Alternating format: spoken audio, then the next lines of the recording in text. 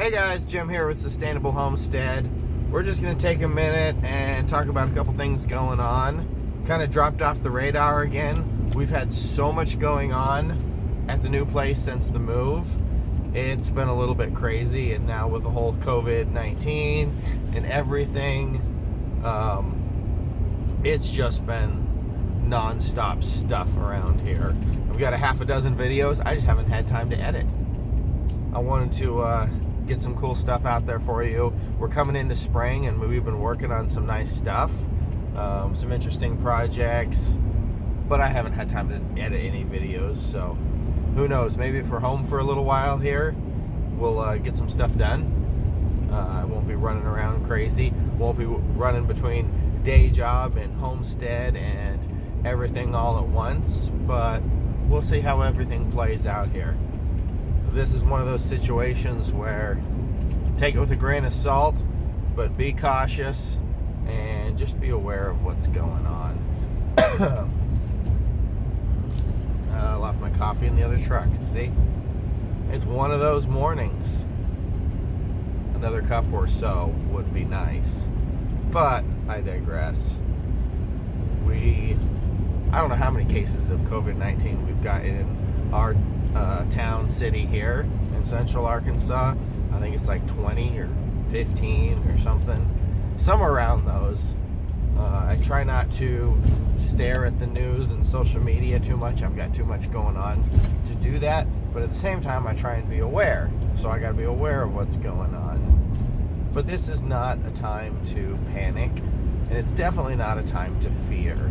Everybody, or let me rephrase that, there are a whole lot of people mass buying toilet paper. I was going to say everybody's losing their crap over this, but that might be a little too literal with the lack of toilet paper.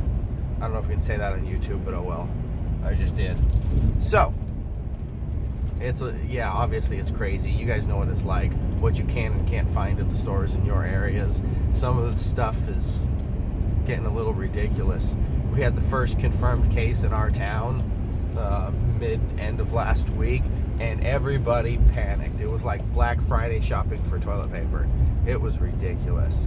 So we're going to touch on a couple things here this morning. One, stop the panicking. Don't panic. I'm not saying don't be aware of what's going on. I'm not saying don't be concerned of what's going on, because it's serious and it's a twofold thing. But panicking does you no good. Panic physically weakens your body. Panic causes bad judgment. Panic causes all kinds of things. And if you're a believer or a follower of the Lord like we are, you don't need to panic. It doesn't work. We had a whole discussion on this the other day.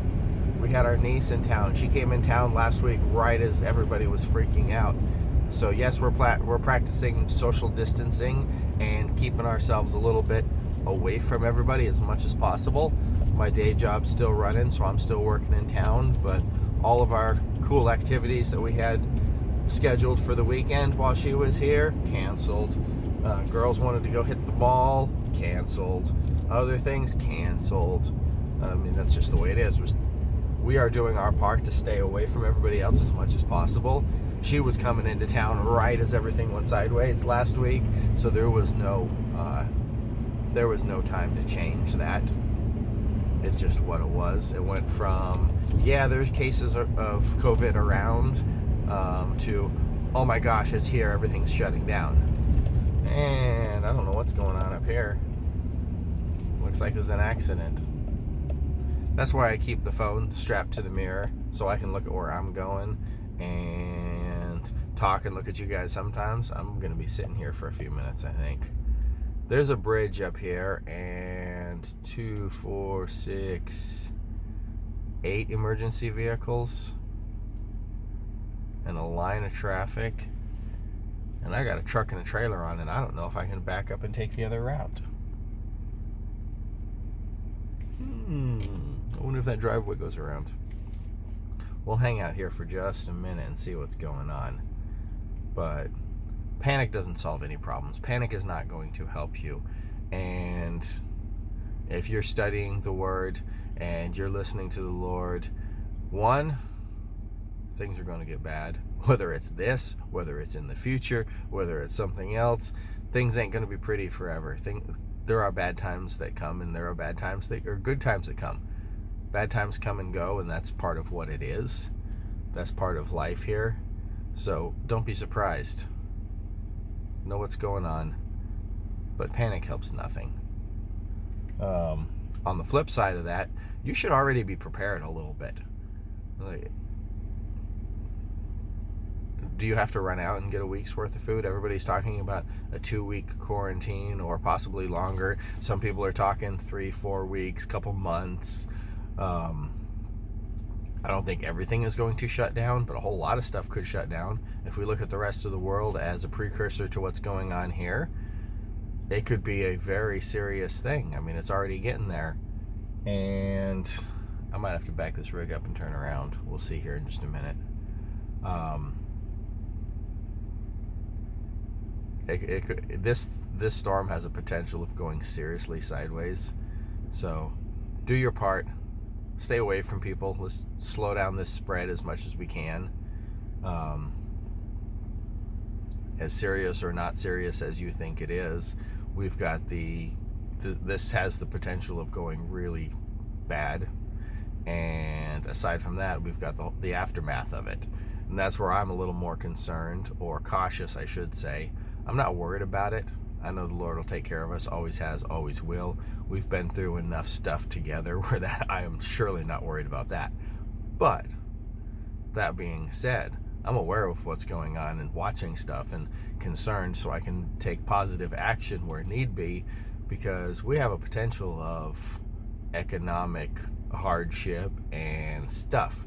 But at the same time, with the feds dropping the interest rate, and we were planning on buying the new Homestead this year. This summer, this fall, I'm watching the stuff. I'm still getting stuff lined up. I want to get ready to buy. So we've pulled a little bit of that chunk of money and put it towards other places to make sure we're good for now. But we still want to do that, so we're still looking. Maybe housing prices will drop. Interest rates are lower. This might be a really good time to purchase if you want to get out of the city and get into the country. If you've got the means to do so, now might be a good time to start looking at that. Keep all your options open.